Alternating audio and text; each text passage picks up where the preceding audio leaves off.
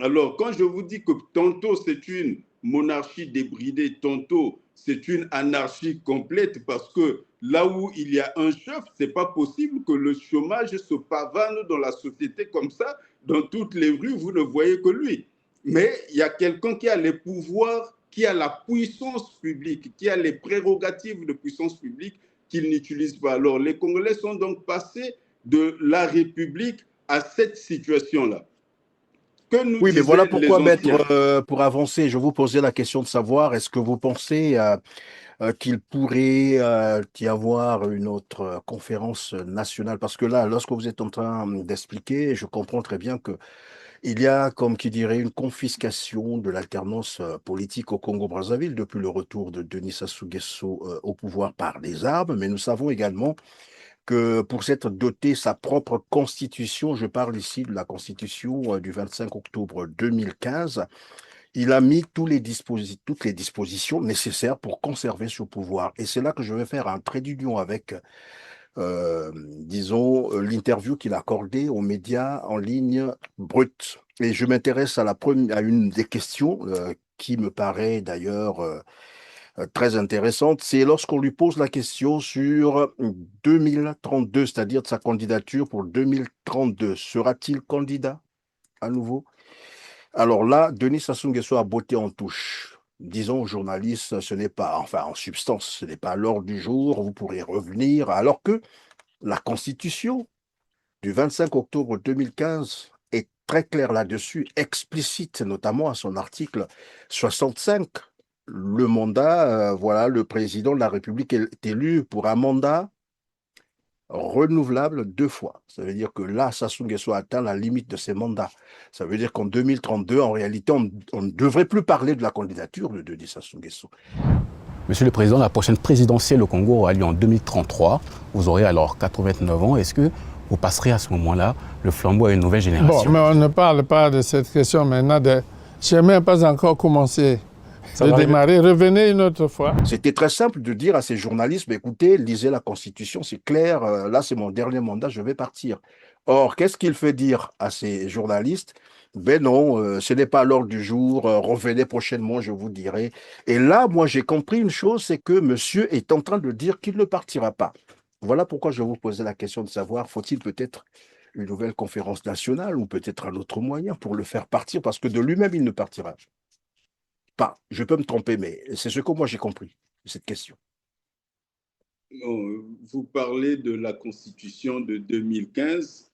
J'ai eu l'occasion de vous dire tout le bien que j'en pensais, pour ne pas dire tout le mal. Oui. Ce n'est pas... Bon, mais elle est en Elle, vigueur, hein. Elle est en vigueur, elle est, pour l'heure, elle est en vigueur. elle ne correspond pas à ce que l'on appelle ordinairement une constitution. C'est de l'encre sur du papier. Après, si vous vous attendez à ce que M. Sassou Nguesso puisse respecter ce texte-là, parce que quand je vous dis l'encre sur le papier, c'est comme ça que lui-même regarde ça. Parce que regardez la Constitution de 2002. Elle avait une disposition rendant intangible la révision du nombre de mandats. On a tué plus d'une centaine de Congolais pour changer cette constitution-là. Alors ici, vous n'avez pas le même cadenas. Il n'existe pas dans cette constitution. Au contraire, cette constitution est même modifiable par une majorité qualifiée des deux chambres réunies en congrès. Alors, dès lors que vous avez un texte qui peut être modifié aussi facilement et qui n'a pas les intangibilités qui existaient dans des textes antérieurs qui ont été modifiés, la question ne se pose pas. Et d'autant plus qu'en matière de constitution, M. Sassou Nguesso ne s'est jamais satisfait d'aucune constitution. Depuis 1977, il ne fait que les modifier.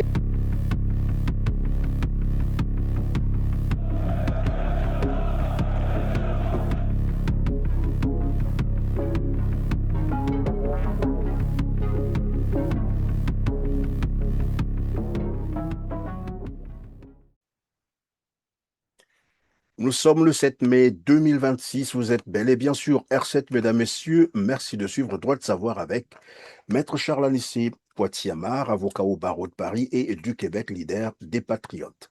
Bonjour, Maître Charles Anissé Poitiers-Amar. Bonjour, Monsieur Perrin. Merci d'être avec nous sur RC 35 ans après la conférence nationale souveraine du Congo. Quelle analyse en faire? Quelles leçons en tirer? Nous échangerons également sur quelques aspects de l'interview donnée par Denis Sassou Nguesso aux médias en ligne Brut, non sans évoquer la situation qui a prévalu à Mayeye, c'est dans le département de la Lékoumou, où l'usage de la force et la violence par les services de l'ordre a prévalu au détriment du respect des lois de la République. Maître Charles Anissé Poitiers-Amar, il y a 35 ans, disais-je tout à l'heure, se tenait au Congo-Brazzaville une conférence nationale souveraine qui avait débouché à l'organisation d'une élection présidentielle consacrant le professeur Pascal Lissouba comme premier président élu au suffrage universel direct à l'issue d'un scrutin libre et transparent précédé par l'adoption d'une nouvelle constitution congolaise le 15 mars 1992. Quelle lecture peut-on faire aujourd'hui de la situation politique en République du Congo?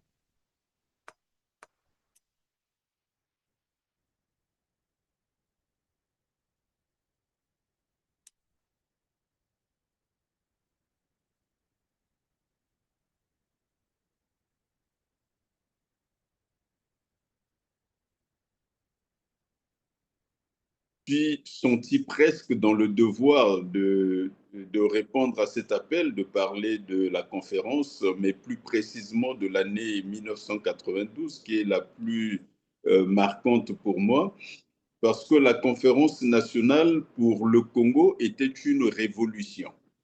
Parce qu'il ne faut pas oublier l'inspiration de cette conférence. Elle s'est inspirée de la Révolution française de 1789. D'ailleurs, c'est en 1989 que les mouvements appelant à la tenue de la conférence nationale commencent. Il y a un frémissement à partir de ce moment-là. Donc, il y a un lien direct entre la Révolution française de 1789 et la conférence nationale de 1991 au Congo. Et d'ailleurs, on retrouvera le mimétisme méthodique. On va reproduire à la conférence nationale ce que les révolutionnaires français avaient fait. Donc, d'une part, la conférence se déclare souveraine et ensuite elle adopte un certain nombre d'actes. En France, parmi les actes qui avaient été pris, il y avait le transfert de la souveraineté des mains du roi vers le peuple. Donc la souveraineté était échue à la nation française. Donc c'est à partir de ce moment qu'on parle de la souveraineté nationale, parce qu'avant, c'est le roi qui l'exerçait. Et à la conférence nationale, c'est ce que les Congolais vont faire. Ils vont dépouiller le président de la République d'un certain nombre de ses attributs pour réorganiser le pays. Donc, en toute logique, on devrait parler de la révolution congolaise de 1991 parce que c'était véritablement une révolution. Quand vous regardez l'acte fondamental du 4 juin 1991, la façon dont cet acte organise les pouvoirs publics, figurez-vous que le président de la République à l'époque n'est plus le chef suprême des armées. C'est le premier ministre de la transition qui devient le chef suprême des armées. Le président de la République n'est plus le président du Conseil des ministres. Il ne les préside pas, c'est le premier ministre qui les préside et c'est le premier ministre qui nomme les ministres. Donc, c'était véritablement une révolution et ça se faisait avec un président de la République jaloux des attributs de la fonction parce que on ne notera pas ou on ne sentirait pas l'importance des éléments que je viens de préciser si on ne tient pas compte du fait qu'il y a une constitution en vigueur à l'époque, celle du 8 juillet 1979, et cette constitution organisait d'une certaine façon les pouvoirs de l'État. Mais en 1984, le président Sassou Nguesso modifie cette constitution par ordonnance et capte la plupart des pouvoirs du Premier ministre. À partir de 1984, le Premier ministre n'est plus le chef du gouvernement, c'est le président de la République qui le devient, ce qui sera d'ailleurs l'une des raisons pour lesquelles Louis Sylvain Ngoma quittera la fonction, parce qu'il ne se voyait pas à la tête d'un gouvernement dont il ne serait pas le chef. Or, ce que le président enlève au Premier ministre en 1984, en renforçant les pouvoirs du président de la République, à la conférence nationale, on lui retire tout ça. Donc, arracher à quelqu'un des choses auxquelles il tenait, ce n'était pas donné. Alors, la conférence nationale, de ce point de vue, avait opéré une véritable révolution copernicienne. Et in fine, ce qu'on en dira, c'est qu'elle avait enfanté par la suite la Constitution de 1992, ce qui était un grand marqueur. Alors, lorsque vous parlez de 1992 qui est un marqueur, est-ce que vous considérez 1992 comme l'achèvement, j'allais dire, ou l'aboutissement de cette conférence nationale, ou c'était encore là le processus, parce que finalement, le président avait été élu, donc le professeur Pascal Lissouba, j'ai bien envie de dire, n'avait même pas terminé son mandat. Et probablement que c'est à la fin de ce mandat qu'on aurait à mieux évaluer la conférence nationale. Sinon, vous nous direz si vous pensez comme d'autres qui estiment que la conférence nationale avait été aussi un échec. La conférence nationale ne peut pas être considérée comme un échec. Certains l'ont pensé ainsi parce qu'il y a des opinions qui se sont exprimées en faveur des mesures qui auraient dû être prises contre l'ancien chef de l'État, le président Sassou Nguesso. Mais là, c'était la continuation de l'une des dérives de la conférence nationale, parce que la conférence avait à un certain, elle s'était réunie pour traiter des problèmes de la nation, mais à un certain moment, elle s'est acharnée de façon, on dira parfois excessive, contre un homme, parce qu'il y a des choses qui ont été dites qui n'avaient pas lieu d'être dites dans cette enceinte-là, qui parlait des problèmes de la nation. Vous vous souvenez de ceux qui sont venus dire que M. Sassou Nguesso était mon locataire ou des choses pareilles. Bon, ça n'avait pas lieu d'être dans cette enceinte-là.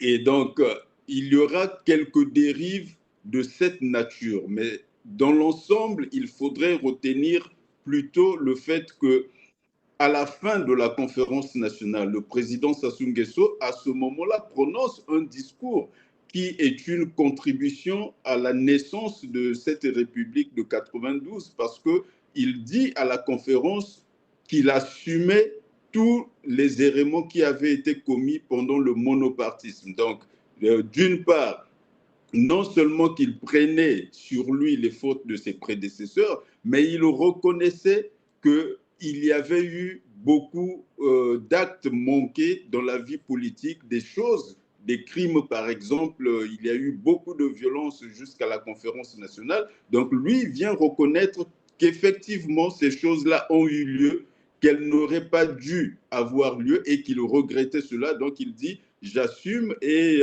si ma mémoire ne me trahit pas, je pense qu'il demande pardon au peuple congolais pour toutes ces choses-là. Alors, Oui, mais pardon, maître Anissé, Charles Anissé à Poitiers-Mar, est-ce que en assumant évidemment ces errements, comme il avait fait, n'était pas là une stratégie de dissimuler finalement sa vraie responsabilité?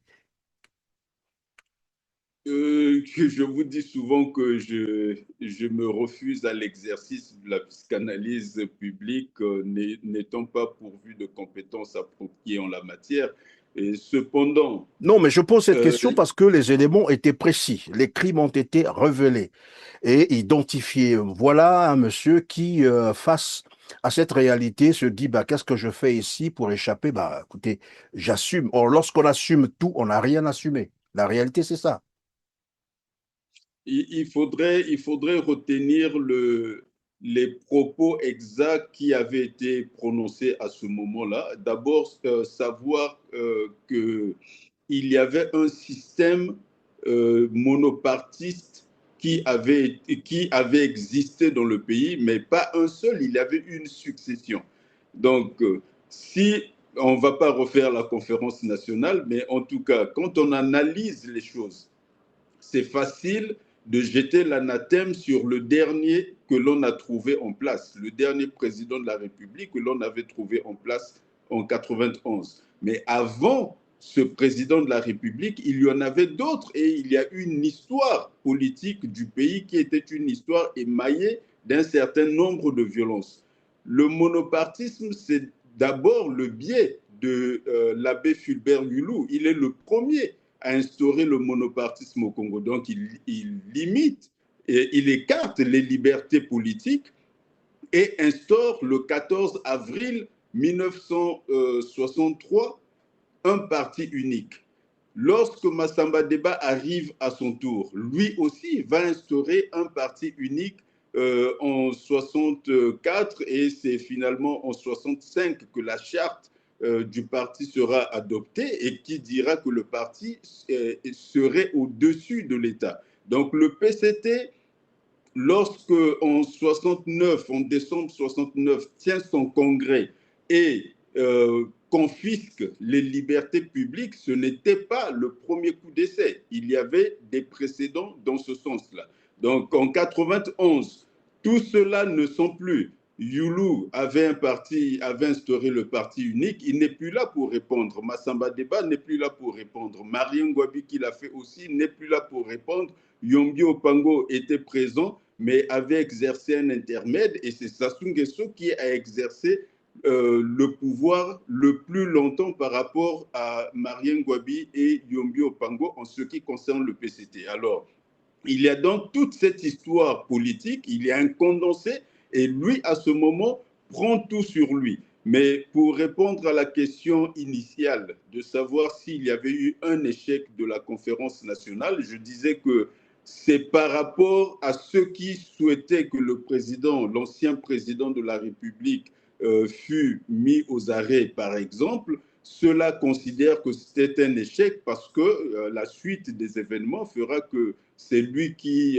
viendra avec des chars interrompre l'expérience républicaine commencée en 92. Et donc, on refait l'histoire à ce moment pour se dire que c'est ce qui aurait dû être fait. Cependant, quand je considère l'année 1992 comme étant une année-lumière pour les Congolais, parce que vous n'avez pas dans l'histoire de la République une année où il y avait tellement de belles choses qui se sont faites dans le pays. Parce que 1992, c'est quoi? C'est une constitution qui est adoptée pour la première fois par un référendum dans lequel tout le monde est libre de s'exprimer et la procédure est transparente.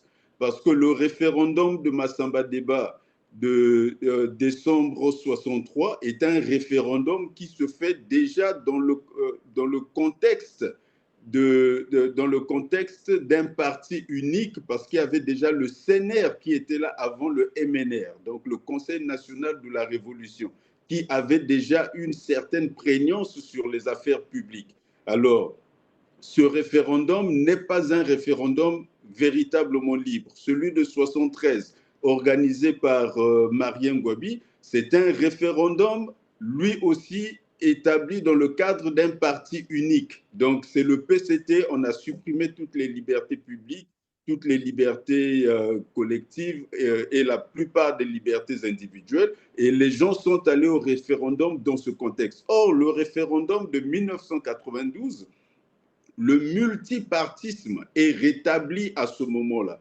La presse est de nouveau libre, observe tout, critique tout, toutes les choses se font de façon transparente, toutes les forces politiques participent à la confection de cette constitution, toutes les forces politiques font la campagne en faveur de cette constitution. Donc c'est une constitution qui sort du lot, c'est un référendum qu'on ne peut pas aligner avec les autres référendums.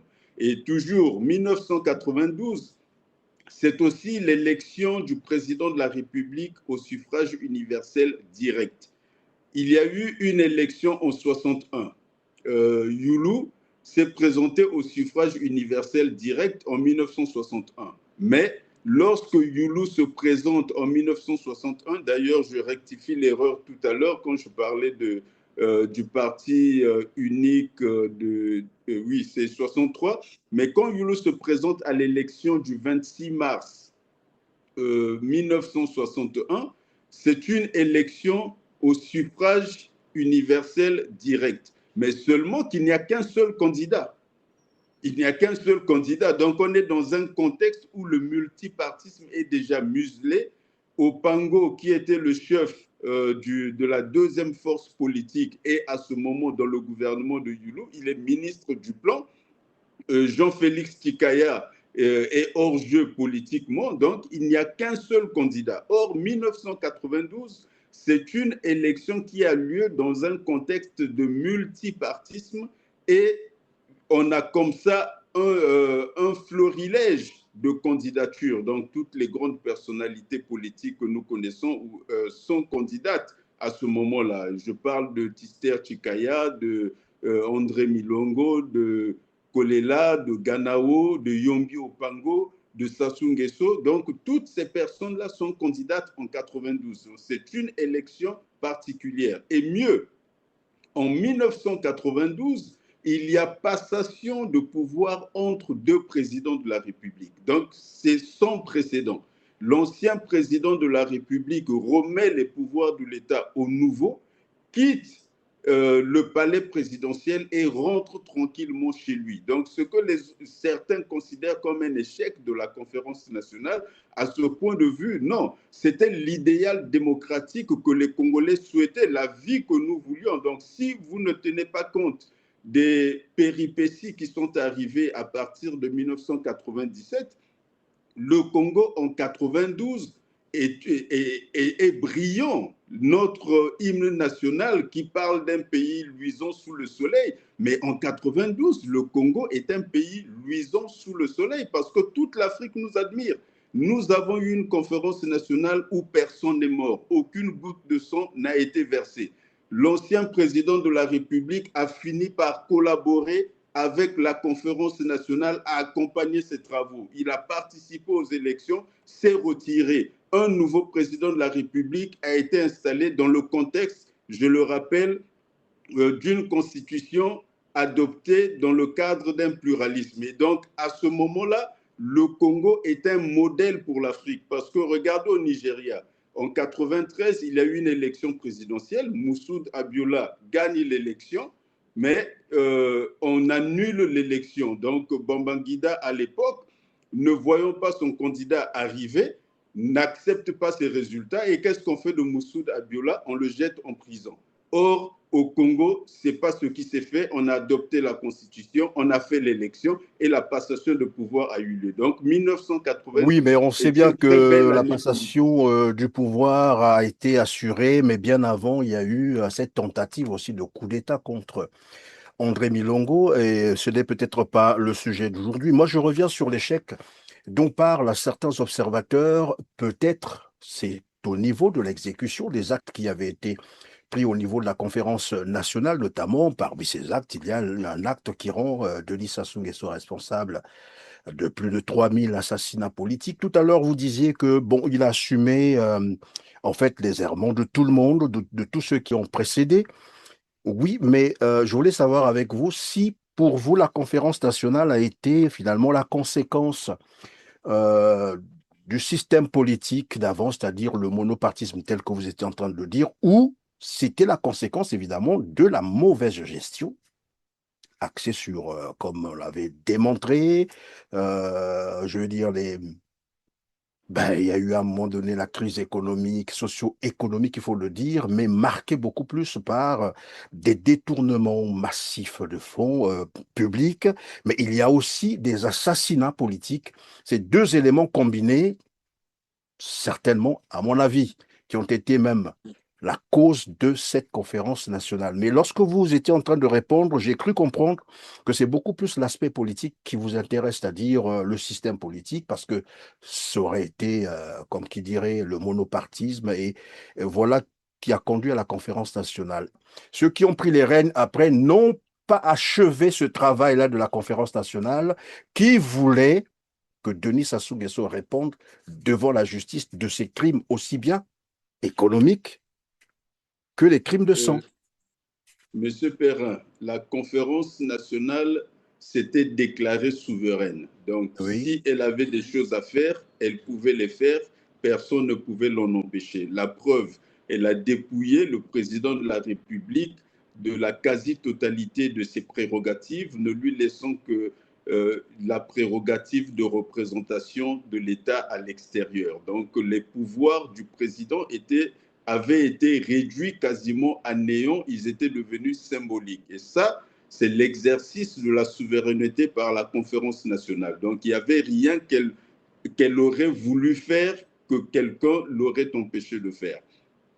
Au-delà, concernant le contexte de la tenue de cette conférence, c'est une conjonction d'éléments qui explique sa tenue et par la suite sa réussite. D'abord, on est dans un contexte international de grande mouvance parce que il y a la chute du mur de Berlin qui était un grand symbole concernant la manifestation des libertés dans le monde. Et au moment où la conférence a lieu, on s'achemine vers la désintégration de l'ex-Union soviétique. Donc, en Union soviétique même, il y a beaucoup d'agitation politique et Gorbatchev, qui était le chef de file des partis uniques dans le monde, refusera d'utiliser la force autant à Berlin qu'en Lituanie. Et ça donnera un exemple à l'ensemble des pays à la fois de l'Est de l'Europe, où on va commencer à hésiter à utiliser la force parce que le printemps de Prague, c'est quoi? C'est des gens qui manifestent, qui expriment des libertés, qui exercent des droits politiques, et l'Union soviétique va envoyer des chars à Prague pour mater ceux qui s'étaient soulevés contre le régime en place. Et pendant longtemps, les gens ne vont pas bouger dans l'ensemble de ces pays parce qu'ils ont vu comment on a écrasé les révolutionnaires à Prague, en tout cas ceux qui revendiquaient les libertés. Mais à partir du moment où Gorbatchev, remplaçant les apparatchiks du Politburo, du PQS à l'époque, quand Gorbatchev refuse de s'inscrire dans la logique de la violence implacable contre ceux qui exercent les droits politiques, à partir de ce moment, dans toutes les capitales des ex-républiques de l'Est, on hésite à utiliser la force. Et de la même façon, en Afrique et dans les autres pays où il y avait des partis uniques, les gens vont avoir à peu près la même attitude. Et concernant le Congo particulièrement, il y a la conférence de la Bolle, dans laquelle François Mitterrand dit la France n'aidera pas ceux qui refuseront de changer. Et François Mitterrand fait l'apologie de la démocratie, l'apologie des droits de l'homme, du respect des libertés. Et il y a donc cette brèche qui s'ouvre. Les pouvoirs francophones habituellement protégés par Paris ne peuvent pas compter sur le soutien de Paris, qui n'est pas prêt à fermer les yeux sur les violences qui seront exercées sur les populations. Gorbatchev, lui, vient de donner un exemple de non-violence. Donc, même au sein des appareils de l'État et des appareils répressifs des partis, il y a des hésitations à ce moment-là, parce que l'on se dit, si en Union soviétique, on refuse la méthode ancienne d'écraser dans le sang la rébellion ou l'exercice des droits politiques, pourquoi allons-nous le faire alors que nous nous déclarons marxistes? Parce qu'avant l'attitude de Gorbatchev, il y avait un lien intrinsèque entre marxisme et violence politique. Ceux qui n'étaient pas d'accord avec les marxistes, on utilisait la violence contre eux. Et Gorbatchev vient introduire cette différence. Donc les Congolais ont le bénéfice de cette conjoncture internationale, et à l'intérieur, il y a des gens d'anciens apparatchiks, donc des gens tels que les Tister Chikaya, qui vont se joindre aux personnalités telles que Bernard Kolela, qui lui d'ailleurs, c'est l'occasion de le dire. Pascal Lissouba écrit dans son ouvrage qu'ils ont tous été des marxistes. Le seul parmi les grandes personnalités politiques congolaises qui n'avait jamais accepté le marxisme, qu'il avait combattu jusqu'au bout, c'était Bernard Kolela. Et ça, c'est Pascal Lissouba qui le dit dans son ouvrage. À aucun moment, Bernard Kolela n'a pactisé avec le système, il a toujours combattu. Et donc, ce vieux renard, ce vieux loup de la politique, ensemble avec Tister Chikaya, qui avait été la deuxième personnalité de l'État quand on avait mis en place ce qu'on appelait en 1975, après la conférence du 12 décembre 1975, donc le 12-12-15, comme ils appelaient ça à l'époque, quand on met en place le comité d'état-major spécial au sein du PCT, avec Marien Ngouabi, Tister Chikaya se trouve dans cet organisme la deuxième personnalité de l'État. Donc, ce monsieur qui ensuite sera jeté en prison, mais qui a exercé les plus hautes responsabilités de l'État, qui se retrouve à affronter le PCT. Et on a comme ça d'autres personnalités qui étaient au sein du PCT, qui affrontent. Donc, le PCT est fragilisé de l'intérieur. Et il faut parler aussi de Bokamba Yangoma, le patron du syndicat unique à l'époque, qui va jouer un rôle déterminant. Alors, c'est l'ensemble de ceci. Maintenant, les causes réelles, je m'en remets à l'encre des conférenciers parce qu'ils ont écrit l'acte fondamental du 4 juin et le préambule donne tous les motifs, corruption, gabégie, tout ça. Gabégie, malversation, oui, évidemment, malversation financière, voilà. Gabégie et aussi conjugué par la crise, la conjoncture, j'allais dire, économique de l'époque. Voilà pourquoi je disais, est-ce que ce ne sont pas ces éléments qui finalement ont conforté cette lutte, bien sûr, des Congolais que vous appelez par la révolution? Alors, mais maintenant que nous sommes, je l'ai rappelé d'entrée de jeu, le 7 mai 2026, je considère que puisque d'ici là, je crois, le 10 juin prochain, on va célébrer le 35e anniversaire, évidemment, de la fin, j'allais dire, des travaux de la conférence nationale, puisque c'était le 10 juin, bien entendu. Vous disiez que dans la lecture que vous faisiez évidemment de la politique actuelle au Congo-Brazzaville, et je vous posais la question de savoir quelle leçon retenir aujourd'hui lorsqu'on observe, après 35 ans bien entendu, la conférence nationale, que retenir comme leçon de cette conférence? La conférence a enfanté la constitution du 15 mars 1992, donc celle que j'appelle moi la République, parce que quand on parle de la République de 58, on a déjà parlé de ça avec vous, c'était une trentaine de personnes rassemblées sous la houlette de Mais la c'était tout de France. même, voilà, la République, puisque c'est reconnu officiellement Monsieur, par les textes de la République, monsieur, si tant est qu'elle existe encore. si vous faites le choix d'accorder du crédit à certains actes du régime actuel, je vous laisse cette responsabilité. Non, mais Mais en toujours 58, c'était pas est-il, le régime actuel, malheureusement. C'était bien d'autres personnes qui étaient là, qui... dans ce cas, il faudrait entendre ce que je dis. Je dis qu'en 58, c'est une trentaine de personnes réunies sous la houlette de la France qui n'avaient pas l'intention d'accorder les indépendances à ses anciennes colonies. Elle va fabriquer des entités qu'on va appeler républiques dans le but justement d'empêcher les Congolais de revendiquer des libertés à un certain moment. D'ailleurs, la République du Congo, elle est née elle a été proclamée le 28 novembre 1958, comme par hasard, le même jour, presque à la même heure, on proclamait la République du Tchad. Donc vous comprenez que ce n'était pas des cerveaux siamois au Congo et au Tchad qui organisaient les choses, c'était parti de Paris. On peut Alors, considérer cela comme des coïncidences heureuses, pourquoi pas? je vous en laisse, oui, je vous en laisse la responsabilité, mais en tout cas, ces coïncidences font que les textes sont exactement les mêmes, sauf les appellations. Mais sinon, même la grammaire, l'orthographe, la ponctuation, tout coïncide en dehors des appellations.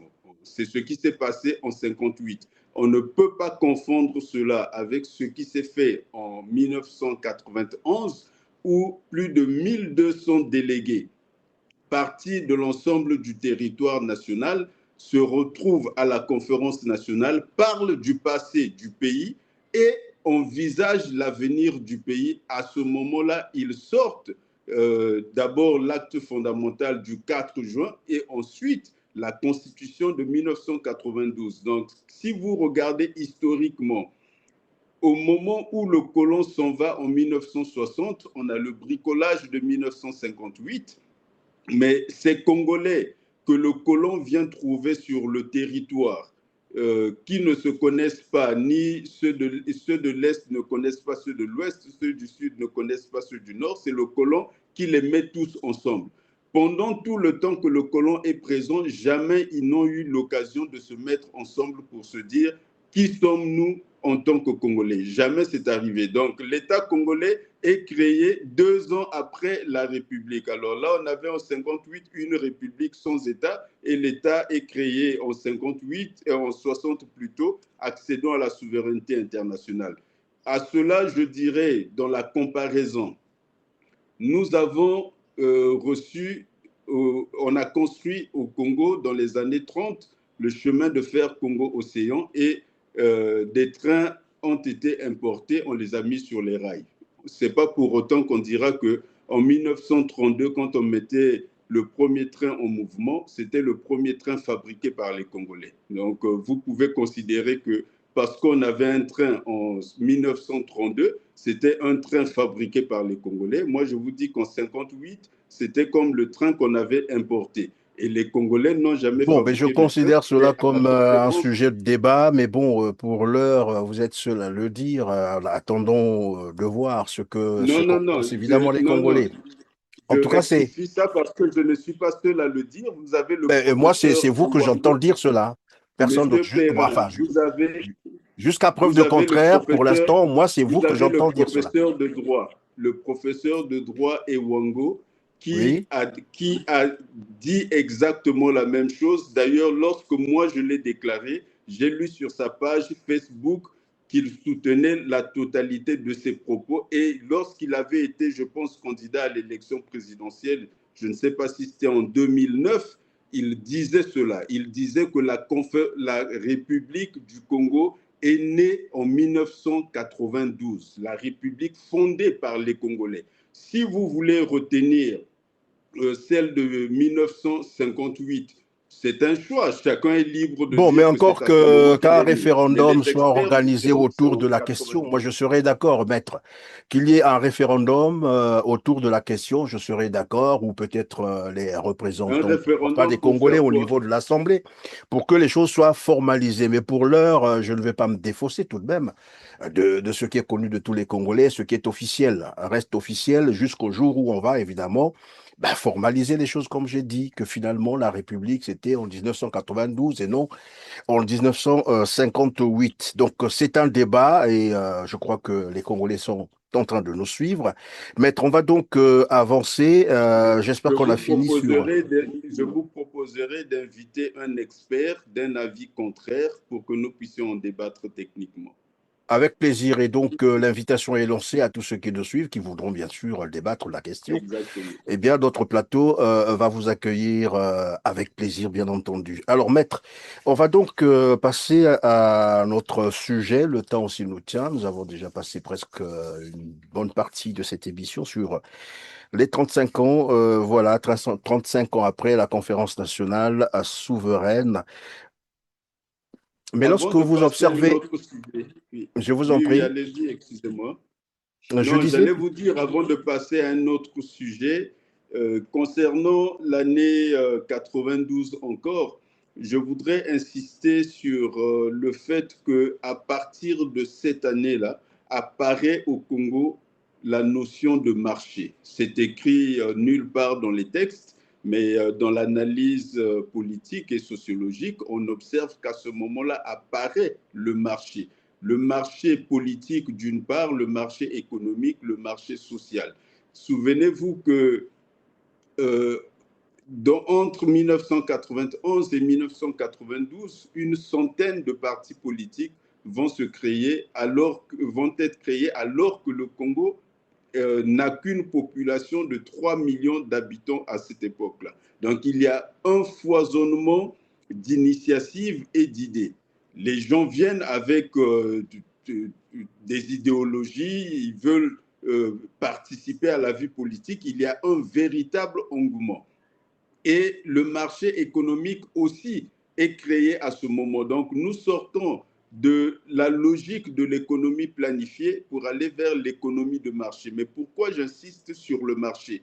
Parce que le Congo, cette république qui était née, qui a été écartée en 1997, est en train de laisser place à une sorte de bourgeoisie administrative et politique naissante. Donc, quand vous regardez les nominations qui se font aujourd'hui, la façon dont on est en train de distribuer les pouvoirs de l'État entre les enfants d'eux, donc les enfants des anciens hommes politiques, les enfants des amis du président, vous les trouvez partout désormais, à la tête des administrations civiles et militaires, au Parlement, au gouvernement, vous les trouvez partout.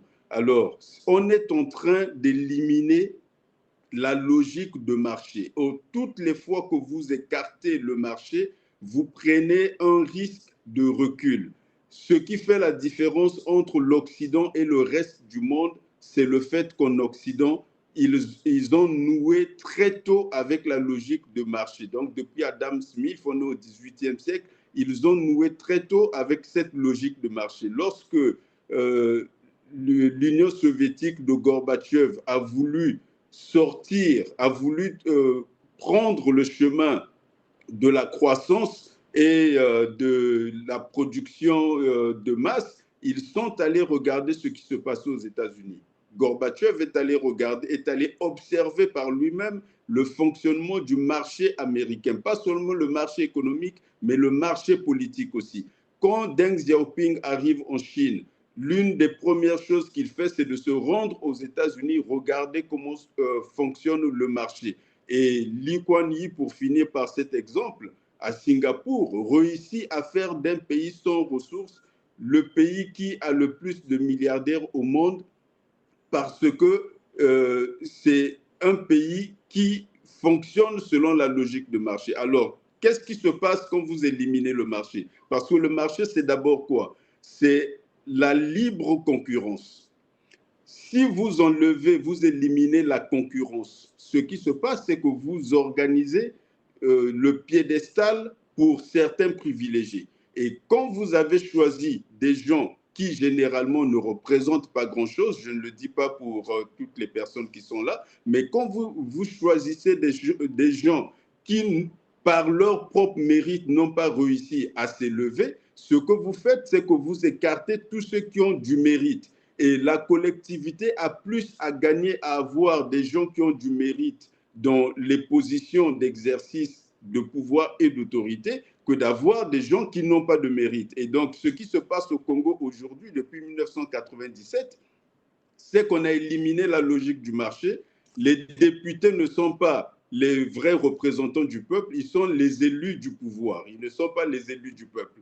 Donc, vous avez un Parlement où les élus ne sont pas les élus, les vrais qui devraient être là-bas, les gens qui seraient en train de débattre de tous les problèmes, qui connaissent les dossiers, qui prennent le temps de les étudier. Vous avez donc des personnes qui occupent des fonctions mais ne les exercent pas. Regardez le gouvernement. Des gens qui occupent des fonctions ne les exercent pas. Et je vous l'ai dit plus d'une fois, les pouvoirs de l'État sont à l'abandon. Pourquoi? Parce que la logique du marché n'existe pas. Ceux qui détiennent les pouvoirs ne sont pas les plus méritants, mais c'est ceux qu'on a choisis. Et donc, 92, c'était le marché. En sorte, ceux qui ont repris le pouvoir par la force des armes avaient un On autre tuait le marché. objectif.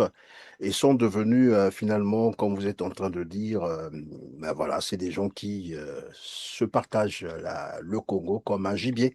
Alors, mais, la question, c'est de savoir, vu évidemment le contexte actuel, parce que nous avons parlé de la conférence nationale, et parmi les causes, on a bien cité, c'est vrai que la conjoncture internationale, mais aussi la conjoncture nationale, qui était beaucoup marquée par le népotisme, le tribalisme, les malversations financières, corruption généralisée. Il faut aussi peut-être ajouter à cela la crise financière et économique, le surendettement d'ailleurs du pays et les assassinats. Est-ce qu'on peut penser finalement que le Congo pourrait, une fois de plus, se diriger vers une conférence nationale, vu le contexte actuel finalement, où tout ce qu'on avait décrit avant la conférence nationale de 1991, aujourd'hui, tous les éléments sont encore en place, mais en pire finalement?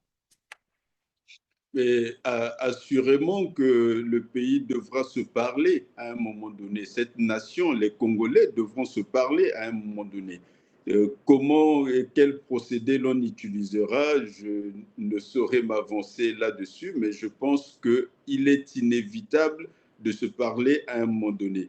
Je voudrais aussi mentionner dans les acquis de la Constitution de 1992, les outils qui ont été laissés aux Congolais.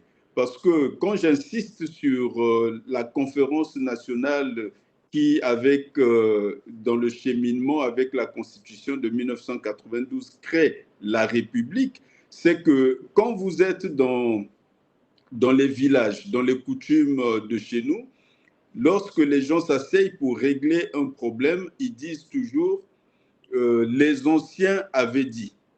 Ils citent des proverbes et ainsi de suite. Donc, ils se réfèrent à la façon dont les anciens réglaient les problèmes et généralement quelles recommandations ils avaient fait. Les Congolais aujourd'hui ont un problème sérieux. Nous avons une situation politique qui est passée de la République à ce qui parfois ressemble à une monarchie, parfois à une anarchie. Tantôt, vous avez quelqu'un qui se prend pour le roi du Congo parce qu'il ne s'interdit rien et associe quasiment toute sa famille à la gestion des affaires publiques, sinon au marché public. Donc, c'est une sorte de monarchie débridée parce que même dans la monarchie, il y a un ordre déterminé et il y a des choses qu'on ne fait pas.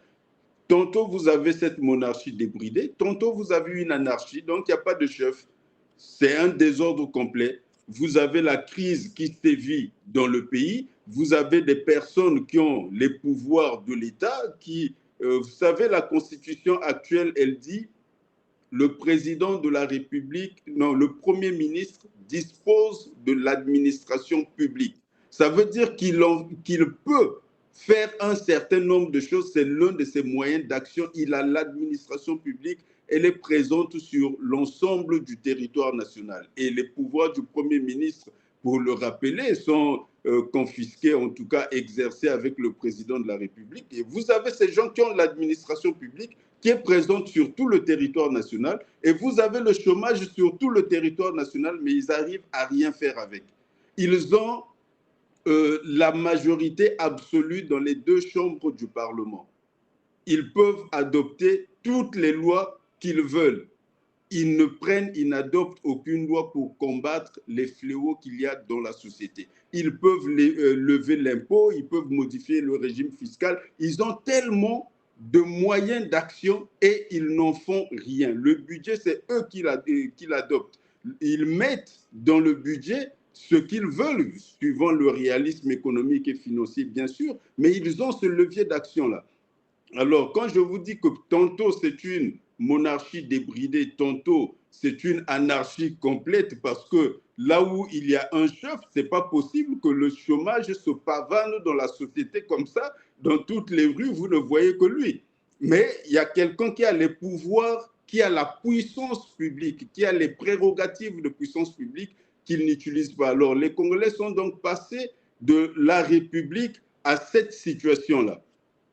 que nous Oui, mais voilà disaient les pourquoi, maître, anciens. pour avancer, je vous posais la question de savoir, est-ce que vous pensez qu'il pourrait y avoir une autre conférence nationale? Parce que là, lorsque vous êtes en train d'expliquer, je comprends très bien que il y a, comme qui dirait, une confiscation de l'alternance politique au Congo-Brazzaville depuis le retour de Denis Sassou Nguesso au pouvoir par les armes, mais nous savons également que pour s'être doté sa propre constitution, je parle ici de la constitution du 25 octobre 2015, il a mis toutes les dispositions nécessaires pour conserver ce pouvoir. Et c'est là que je vais faire un trait d'union avec, disons, l'interview qu'il a accordée aux médias en ligne brut. Et je m'intéresse à une des questions qui me paraît d'ailleurs très intéressante, c'est lorsqu'on lui pose la question sur 2032, c'est-à-dire de sa candidature pour 2032. Sera-t-il candidat à nouveau?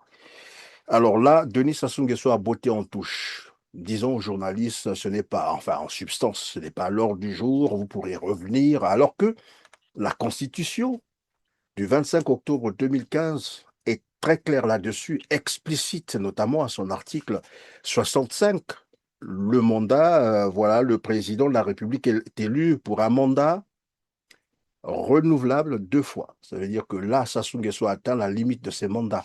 Ça veut dire qu'en 2032, en réalité, on ne devrait plus parler de la candidature de Denis Sassou Nguesso. Monsieur le Président, la prochaine présidentielle au Congo aura lieu en 2033.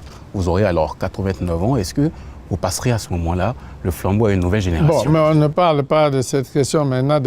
Je n'ai même pas encore commencé de démarrer. Revenez une autre fois. Vous savez, quand vous parlez de 40 ans, etc., ce que vous ne dites pas, c'est qu'en 1992, j'occupais le palais qui est là et je l'ai quitté. Et je suis resté 5 ans dans mon village. Et donc, quitter le pouvoir, ce ne sera pas quelque chose de nouveau pour moi. C'était très simple de dire à ces journalistes, mais écoutez, lisez la Constitution, c'est clair, là c'est mon dernier mandat, je vais partir. Or, qu'est-ce qu'il fait dire à ces journalistes? Ben non, ce n'est pas à l'ordre du jour, revenez prochainement, je vous dirai. Et là, moi j'ai compris une chose, c'est que monsieur est en train de dire qu'il ne partira pas. Voilà pourquoi je vous posais la question de savoir, faut-il peut-être une nouvelle conférence nationale ou peut-être un autre moyen pour le faire partir, parce que de lui-même, il ne partira pas. Je peux me tromper, mais c'est ce que moi j'ai compris de cette question. Vous parlez de la Constitution de 2015. J'ai eu l'occasion de vous dire tout le bien que j'en pensais, pour ne pas dire tout le mal. Oui. Ce n'est pas... Bon, mais elle est en vigueur, hein, elle est en vigueur, pour l'heure, elle est en vigueur. Elle ne correspond pas à ce que l'on appelle ordinairement une constitution, c'est de l'encre sur du papier. Après, si vous vous attendez à ce que M. Sassou Nguesso puisse respecter ce texte-là, parce que quand je vous dis l'encre sur le papier, c'est comme ça que lui-même regarde ça, parce que regardez la constitution de 2002. Elle avait une disposition rendant intangible la révision du nombre de mandats. On a tué plus d'une centaine de Congolais pour changer cette constitution-là. Alors ici, vous n'avez pas le même cadenas. Il n'existe pas dans cette constitution. Au contraire, cette constitution est même modifiable par une majorité qualifiée des 2 chambres réunies en Congrès. Alors, dès lors que vous avez un texte qui peut être modifié aussi facilement et qui n'a pas les intangibilités qui existaient dans des textes antérieurs qui ont été modifiés, la question ne se pose pas. Et d'autant plus qu'en matière de constitution, M. Sassou Nguesso ne s'est jamais satisfait d'aucune constitution. Depuis 1977, il ne fait que les modifier. À la mort de Marien Ngouabi, le 18 mars, dès le 19 mars, il y a un acte qui est pris, qui écarte la constitution en vigueur de l'époque, celle du 24 juin 1973. En 1979, il y a un autre acte qui est pris pour écarter la Constitution, pour écarter l'acte fondamental antérieur. Une Constitution est adoptée C'est lui qui la propose le 8 juillet 1979. En 1984, il modifie cette constitution-là, il prend une ordonnance, il s'attribue plus de pouvoir. La constitution de 92 est adoptée par référendum par les Congolais. En 97, il prend un acte fondamental pour l'écarter. En 2002, c'est lui qui propose une constitution aux Congolais. En 2015, il l'écarte. Donc, si vous vous posez des questions sur ce qui adviendra, il y a un modus operandi. Mais voilà pourquoi je vous posais la question, comment... Toujours est-il. Oui, pour répondre à la question du comment, je vous parlais des ancêtres. Très souvent, les gens regardent en arrière, qu'est-ce que les ancêtres avaient dit, comment les ancêtres faisaient. Nous avons des ancêtres. Bien sûr qu'il y en a qui sont... il y a encore des personnes vivantes parmi celles qui ont été à la conférence nationale. Mais ceux qui étaient à la conférence nationale nous avaient donné la solution. Ils nous avaient dit, voici ce qui s'est passé dans le pays. De 1960 à nos jours, voici ce que le Congo a connu comme difficulté. C'était comme un diagnostic. Voici tous les mots. À la fin, ils nous disent, quand vous serez, si vous êtes confrontés à ces situations de nouveau, voici ce qu'il faudra faire. La désobéissance civile ou la résistance. C'est ce qui est écrit dans le préambule de l'acte fondamental du 4 juin 1991 et dans le préambule de la Constitution du 15 mars 1992. Donc, les sages congolais, à la conférence nationale, vous aviez les meilleurs juristes congolais, vous aviez les meilleurs économistes, tous les philosophes étaient là, l'intelligentsia congolaise était là-bas.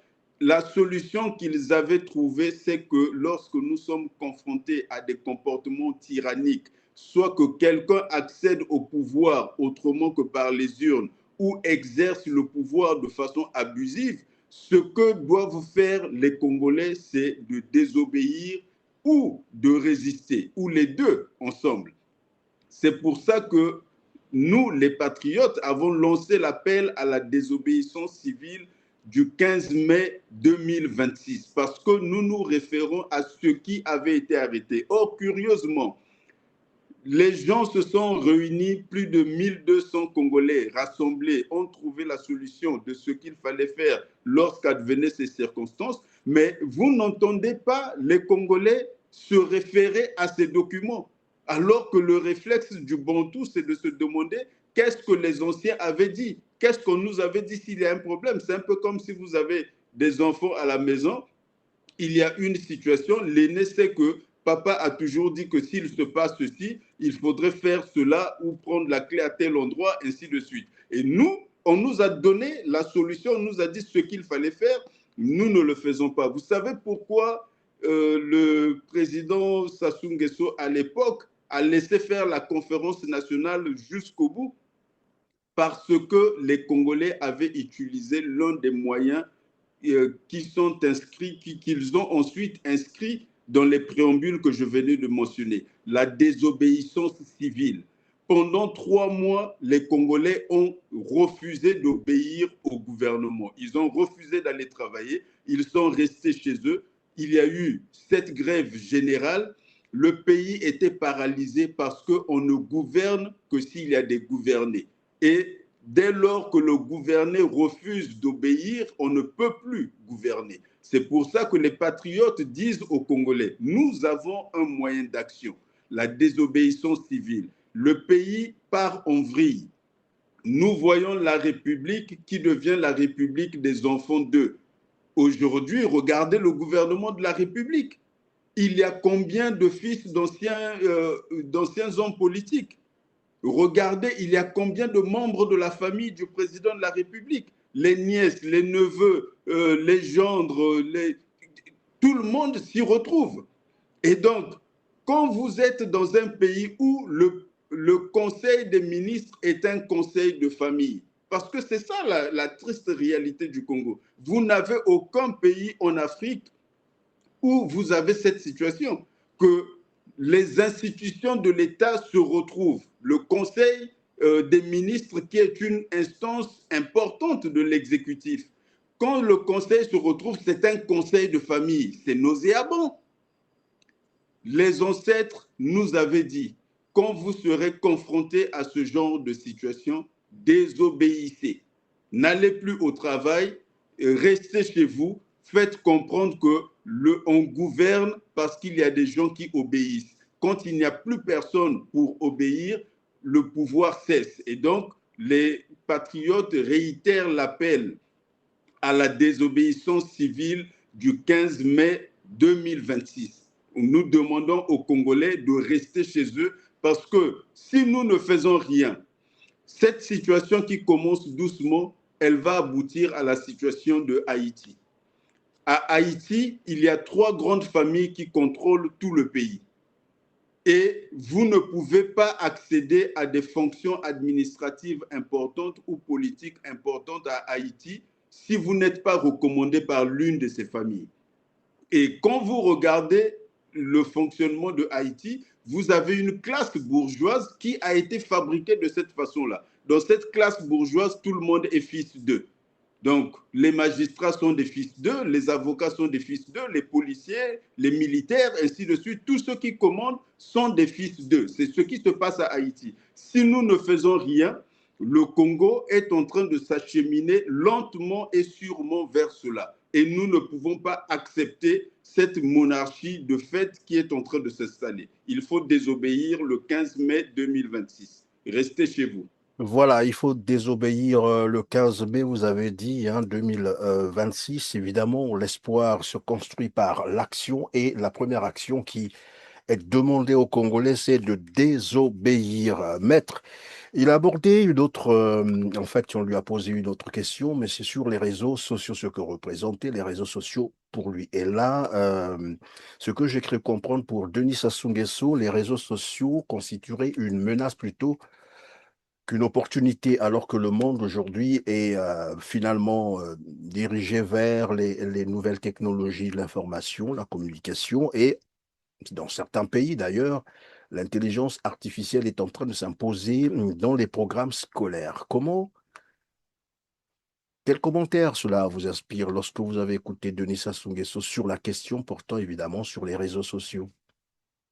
Je me suis plutôt réjoui du fait qu'ils se contredisent. Il était sur les réseaux sociaux en train de dire cela. Donc, il y avait une forme de contradiction. Mais dans le fond, Et pendant que vous évoluez, pardon, maître, qu'est-ce qui a dû finalement le conduire à accorder une interview cette fois-ci à un média en ligne et des jeunes en plus? Oui, c'est l'occasion pour moi, au nom de beaucoup d'autres compatriotes, certainement, de vous féliciter du travail que vous faites. Vous, vos collègues de Ziana TV et tous les activistes congolais qui sont sur les réseaux sociaux, qui n'ont cessé de lui mettre la pression, il a fini par se rendre compte, en tout cas, son cabinet lui a fait comprendre que les choses se passaient aussi sur les réseaux sociaux. Pas seulement, mais aussi sur les réseaux sociaux et de plus en plus essentiellement sur les réseaux sociaux. Il n'y a pas un seul dirigeant des pays développés, en tout cas un dirigeant moderne qui n'ait pas de compte sur les réseaux sociaux ou qui ne communique pas sur les réseaux sociaux. Donald Trump, qui est à la tête de la plus grande puissance du monde, toute proportion gardée, a même un réseau social propre à lui, donc Truth Social. Alors, le monde se passe de plus en plus sur les réseaux sociaux parce que, enfin, sur la virtualité électronique, on a parlé d'un nouveau continent. On considère Internet comme un nouveau continent. Il y a des gens qui vivent sur Internet. Vivre sur Internet dans le sens qu'ils étudient en ligne, ils travaillent en ligne, ils achètent en ligne, ils vendent en ligne, ils louent en ligne, ils font presque tout en ligne. Et il faut dire aussi que beaucoup de jeunes se sont fait un boulot en ligne qui aujourd'hui s'en sortent mieux. Mais l'économie numérique dépasse de très loin le produit intérieur brut continental. tout le commerce, toute la production de l'ensemble du continent africain est de très très loin inférieur au volume du commerce numérique. Le commerce numérique est dans une évolution irréversible aujourd'hui. Et quand vous regardez d'ailleurs les plus grandes compagnies du monde en ce moment, ce ne sont plus les sociétés pétrolières. Si vous regardez dans les bourses, que ce soit à la bourse de New York ou encore au Nasdaq, où se trouvent ces sociétés électroniques, vous retrouverez toutes les compagnies de la Silicon Valley. La Silicon Valley à elle toute seule, en fait, la Californie, en tant qu'État, est plus puissante économiquement que la France. Le produit intérieur brut de la Californie est de loin supérieur au produit intérieur brut de la France. Mais l'essentiel de l'économie californienne aujourd'hui, c'est quoi? C'est l'électronique, c'est le monde virtuel. Bon, donc, aller à l'encontre de cette tendance-là, c'est comme naviguer à contre-courant. Bien, il y a un autre aspect, Maître Charles Alissier à Poitiers-Amar, puisqu'au Congo, on parle de cette problématique d'accès à l'eau potable et à l'électricité. Et je voudrais finalement faire un parallèle avec la question qui lui a été posée sur l'utilisation, évidemment, des réseaux sociaux. Si lui-même, personnellement, utilisait les réseaux sociaux. Sa réponse a été évasive, mais on a compris que finalement, il n'utilise pas les réseaux sociaux. Il dit d'ailleurs qu'il a des collaborateurs pour l'aider. Comme quoi, il est totalement déconnecté des réalités que vivent les Congolais, parce que finalement, ces réalités sont mieux ressorties sur les réseaux sociaux que sur les médias classiques. Est-ce que c'est ce qui peut expliquer qu'il soit déconnecté des réalités vécues par les Congolais au quotidien? Le président de la République, je lisais dans les commentaires sur TikTok, certains commentateurs qui revenaient sur ses aspects physiques qui sont plutôt favorables. On disait que c'était un bel homme qui se portait comme un charme à son âge. Et c'est tout à son avantage et c'est très bien pour sa famille. Ce sont de bonnes nouvelles pour lui et pour sa famille. Tout ça est très bien. Mais n'empêche que c'est un homme qui est né dans la première moitié du siècle passé. Et la majorité de la population congolaise aujourd'hui est née au cours de ce siècle. Donc, vous comprenez le décalage qui peut exister entre lui et cette génération majoritaire qui finalement est la génération de nos enfants. Nous paraissons jeunes à son égard parce que lui refuse de partir et du coup il y a la quatrième génération donc qui serait la génération de ses arrière-petits-enfants qui est en train de devenir majoritaire dans le pays et lui il est en parfaite déconnexion avec ce monde-là. On ne peut pas être surpris lorsque, vous savez, quand le président a parlé il y a un an, je pense, il a fait un discours dans lequel il parlait des rayons de soleil et de la robe du léopard, je pense. Presque aucun jeune n'a compris de quoi il parlait. Parce qu'il nous ramène des adages du village, mais la plupart de ces jeunes-là n'ont jamais mis les pieds dans les villages. Ils ne savent pas ce que c'est. Alors, quand le président leur parle de ces choses-là, ils ne comprennent pas de quoi il parle. Ces jeunes veulent qu'on leur parle d'intelligence artificielle, ils veulent qu'on leur parle des nanotechnologies, des nanomatières, tout ce qui est nouveau, comment ce monde est en train de changer. Ils veulent qu'on leur parle du marché, ils veulent qu'on leur crée un marché. Nous sommes un pays sans marché, ni marché économique, ni marché politique, ni marché. Nous sommes un pays sans marché. Si vous demandez à n'importe quel grand économiste ou politologue quel est l'avenir d'un pays qui n'a pas de marché, il vous dira à notre époque, on ne lui trouve aucun avenir. Parce que le progrès, la croissance passe par le marché. En 2024, il y a trois grands économistes qui ont eu le prix Nobel d'économie. Ils ont eu le prix Nobel d'économie. Pourquoi? Parce qu'ils faisaient la démonstration qu'entre les pays pauvres et les pays riches, la différence, c'est la qualité des institutions. Et parmi ces institutions, il y a le marché en tant qu'institution. Quand vous n'avez pas de marché, c'est un pays qui est condamné. Et aujourd'hui, nous sommes un pays, je vous ai donné l'exemple en politique, où en politique, on copte, on va chercher des gens qui n'arrivent pas par mérite. Imaginez qu'aux États-Unis, on cooptait des gens et qu'on ne devenait pas président par mérite. Barack Obama ne serait jamais devenu président de la République. Donald Trump, par exemple, c'est quand il a vu Barack Obama qu'il a dit « si lui, il a pu le faire, moi, je peux le faire ». Et ça encourage les gens. Regardez Elon Musk aujourd'hui. Il a permis le retour des fusées sur Terre. Avant, c'était la NASA qui lançait les fusées, mais une fois qu'elles étaient lancées, on les détruisait.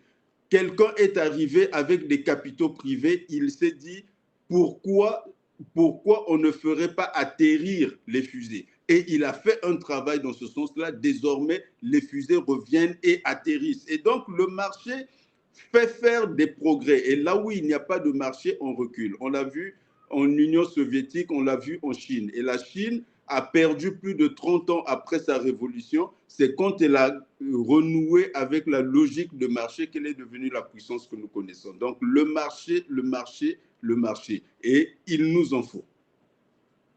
Merci, Maître Charles Lycée Poitiers-Amar. Nous sommes à la fin de cette émission et c'est la toute dernière question. Votre réponse comptera pour le mot de la fin. C'est la situation qui a prévalu à Mayeye. Nous sommes dans le département de l'Alé-Koumou où je rappelais d'entrée de jeu l'utilisation de la force et de la violence par les services de l'ordre dans ce village, au détriment bien sûr du respect des lois. Je vais vous proposer donc un extrait évidemment d'une vidéo de ce qui s'est passé dans ce village avant de vous faire réagir. Suivez.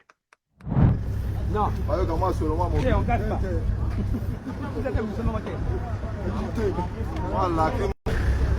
Dépendamment, je me rends compte qu'on était obligé de raser là où il y avait des bandits. Ça, c'est leur siège. Il y avait 3 sièges. On était obligé de brûler les motos parce qu'ils ont voulu faire la face contre force de l'ordre public. Makita Oscar. Makita Oscar. Je le ferai qui? Maman, je le ferai. Voilà, Maître Charles Lycée Poitiers-Amar. Vous avez certainement aussi vu ces mêmes images sur les réseaux sociaux. Elles ont été authentifiées et apparemment le calme est revenu dans ce village.